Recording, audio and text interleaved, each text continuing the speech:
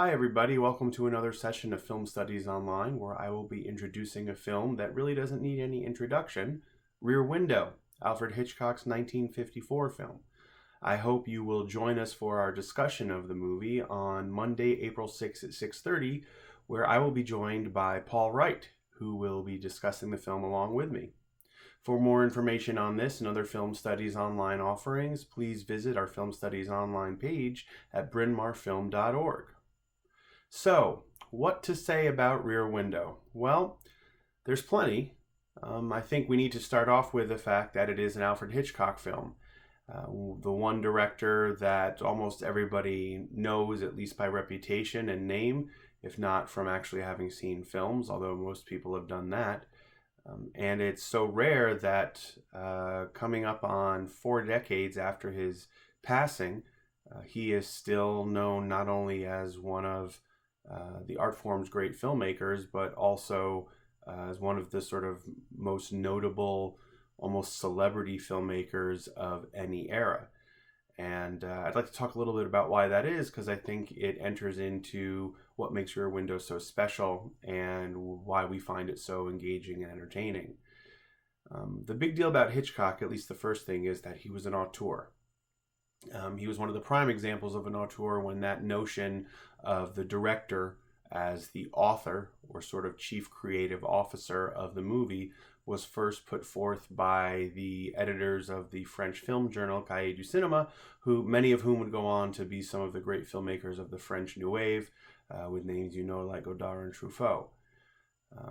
The idea that a filmmaker should be judged, and auteurs were thought to be the sort of highest level of filmmaker, the idea that a filmmaker should be judged by the ability one would have of watching their work and telling that they made it from watching it, because it has a consistency of theme, of technique, of aesthetic, of worldview, to put it more broadly. And if you talk about consistency across films, there really aren't any better examples of that than Alfred Hitchcock. And in many ways, he does have a specific worldview, some of the themes of which I'll talk about in a little bit. And they are present consistently across his work. So he fits the bill. Another reason Hitchcock is so notable, and another great thing about this movie in particular, is the way it blends high and low culture.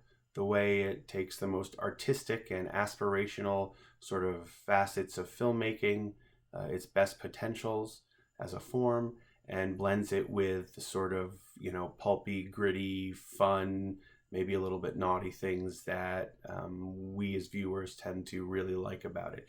And combining that high and low was something that Hitchcock did pretty much better than anybody. The reasons that he did this and others didn't are a combination of factors particular to him. One, he came from outside of Hollywood, not just the British film industry, but he also had some work in collaboration with and training by the German film industry, which was a real departure from the way Hollywood did things. It's also his particular personality and interests. He definitely has a strong sense of human nature and its strengths, but mostly its weaknesses, and he is interested in exploring that in his films, and saw film as a way to do that during a time when most people didn't see film as a way to explore such things.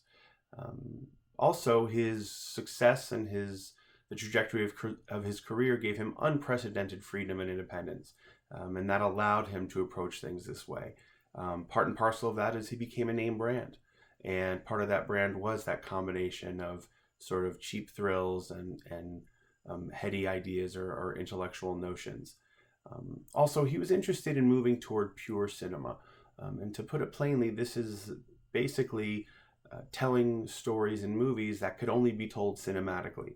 That there are scenes, that there are parts of his films that if you try to explain them, either talking to someone or more importantly written in a novel, for example, they wouldn't really work. But when you see it on screen, it is thoroughly engaging and conveys a tremendous amount of character and narrative information. A great example of this is the opening of this film, where we are introduced to Jimmy Stewart's character in his home, and we learn how and who he is and where he is and why he's in that sort of state.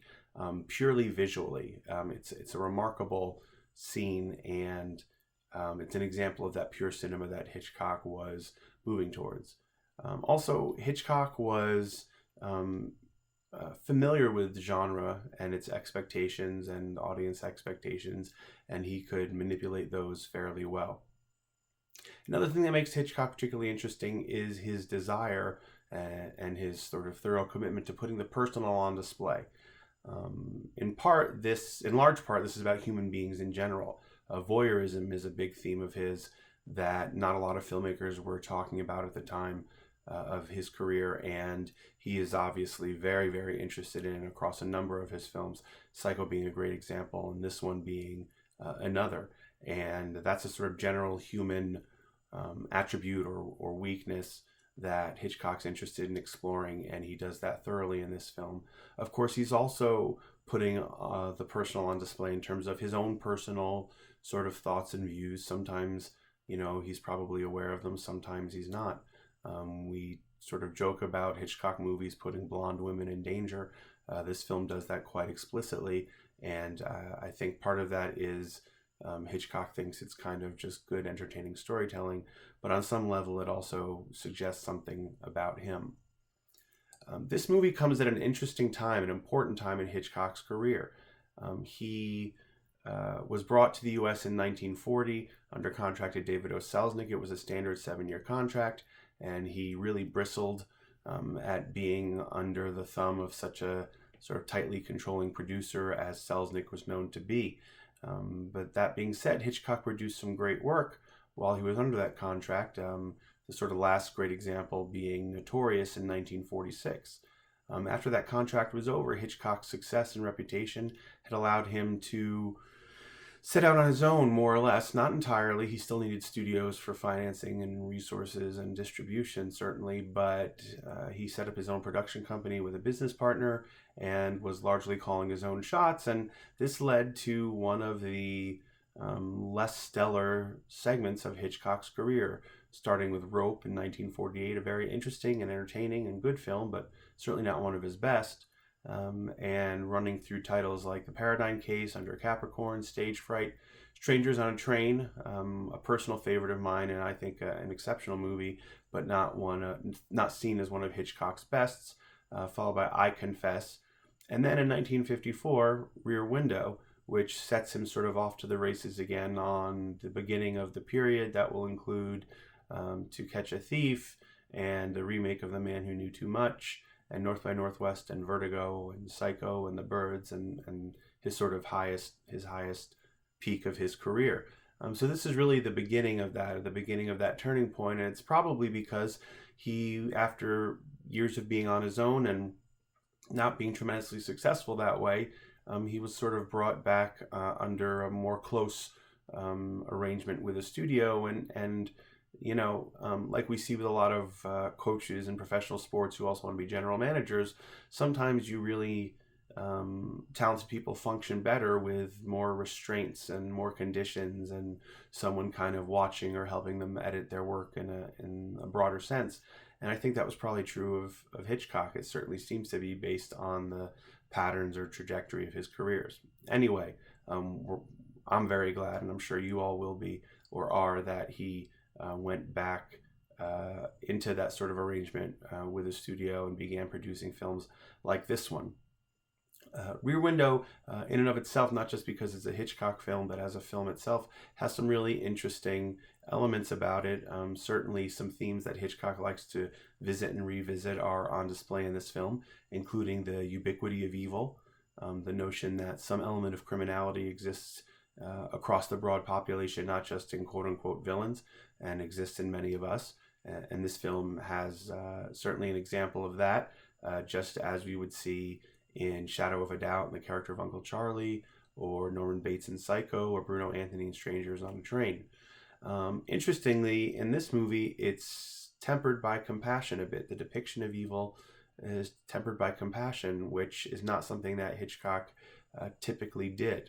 And you see this film as being I think in many ways, a more emotionally mature film across the board, certainly with its understanding of human isolation that Jimmy Stewart character is going through, something I imagine many of us can relate to, and the extent to which people can get trapped by their habits and their existence. And that's a theme Hitchcock is interested in more broadly, but I think it's given a very good and compassionate treatment here. Hitchcock's also interested in, for lack of a better term, audience manipulation in many films, but particularly in this one. He encourages the cinema's natural tendency toward voyeurism, and Hitchcock would say humans' natural tendency toward voyeurism, and he sort of puts us through our paces and punishes us for it, even if it's not as in extreme or lascivious a way as in a film like Psycho. So much of this film, as I said, is told visually, particularly in that opening scene, which is wonderful. But beyond the visual look and the pace of the film, the use of sound is very impressive and equally cinematic. After the opening of the film, where there is some soundtrack music, every source of music we hear, every sound we hear is diegetic, meaning it comes from within the world of the film, that the characters in the film either make the sound or can also hear the sound. And that's an unusual choice for a film, particularly during this era. We also see in this film a real complexity of the human relationships. There's obviously a mature sexual relationship going on between the James Stewart and Grace Kelly characters, and the film handles that tastefully, but not sort of overly simply. And one of the things that in the past, anyway, Hitchcock's films could be accused of was a rather simple or perhaps almost juvenile approach to romance. I don't think this film has that.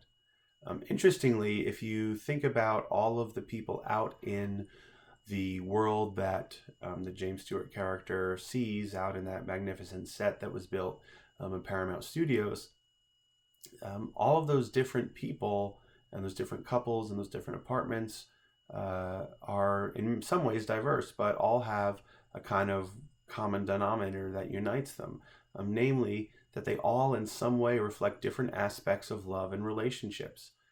And they all have a bearing on Jeff's view of his relationship with Lisa, of James Stewart's view of his relationship with Grace Kelly, and particularly the notion of marriage that is sort of this undercurrent of debate throughout the film. Interestingly, if you think about it, the sort of way the Grace Kelly character gets involved in the sort of main kind of plot suspense element of the film is tied to this too, and in a very interesting way that I think again shows a bit more complexity than Hitchcock was sort of thought of as having for relationships. The film was based on the Cornell Woolrich story, It Had to Be Murder. It was shot from November 27th, 1953 to January 13th, 1954, with some reshoots or additional pickups in February 1954. As I said, this was done in a massive set built in Paramount Studios in California, and it was released on September 1st, 1954. It will be no surprise after you watch the film to know that Alfred Hitchcock was nominated for an Oscar for his directing. John Michael Hayes was nominated for an Oscar for his screenplay.